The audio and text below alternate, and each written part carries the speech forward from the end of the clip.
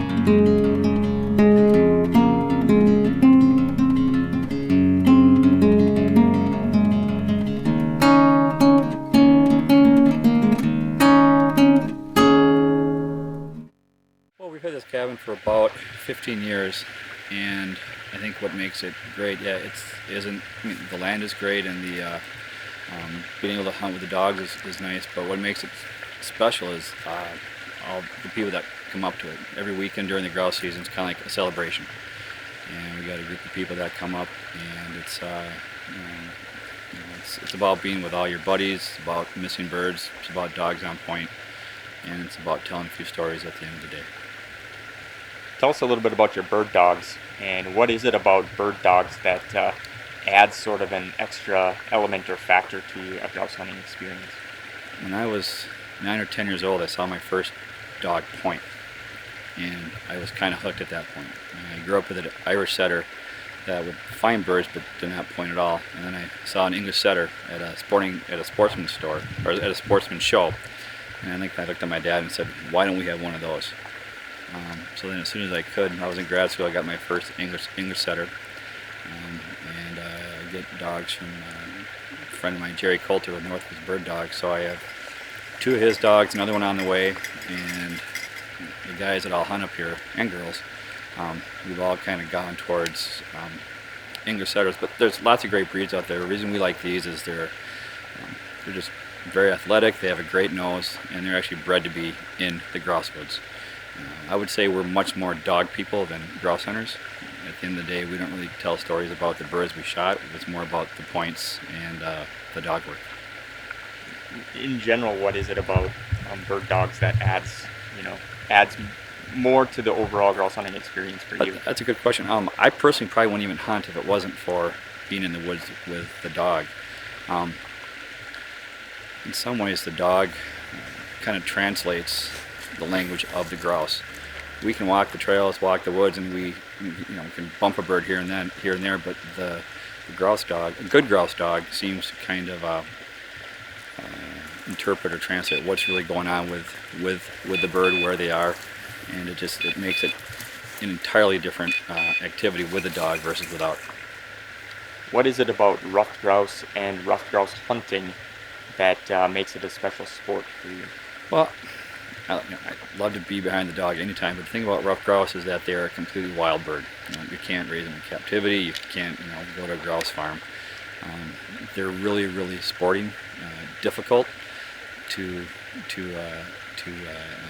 bag, and they're completely unpredictable. It's a lot of work when it all comes together. When the dog goes on point, the bird flushes where you want it to flush, and you manage to get it, and then the dog gets a retrieve on it. When all those pieces come together, it's not an everyday occurrence, let me tell you. So when it does happen, it actually is kind of meaningful and sort of a big deal.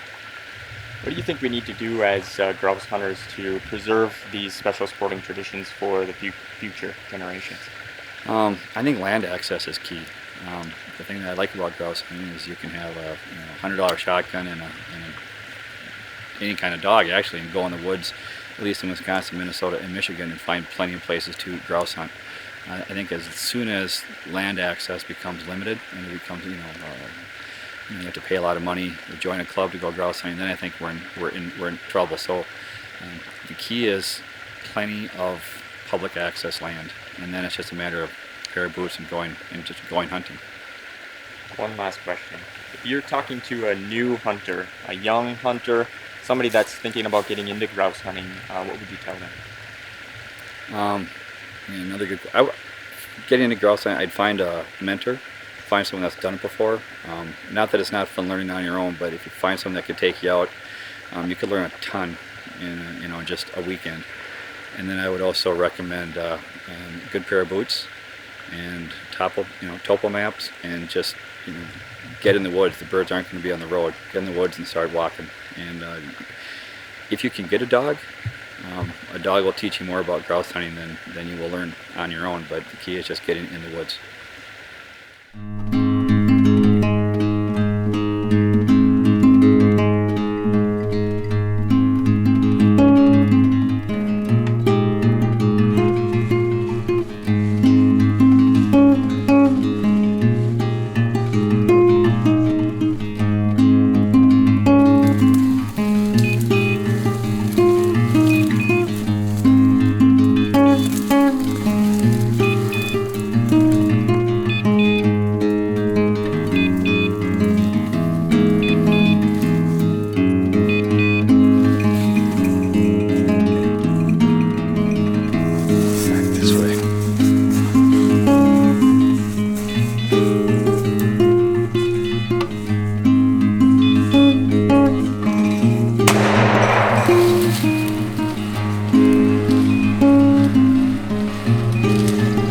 Woodcock.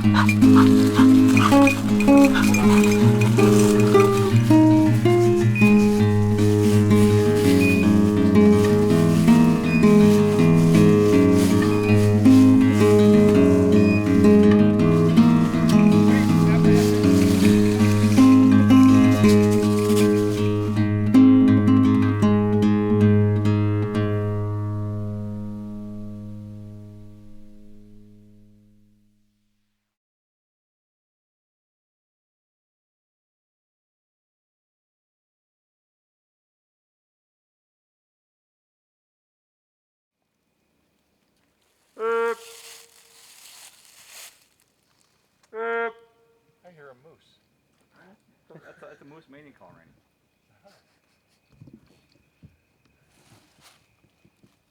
Come on.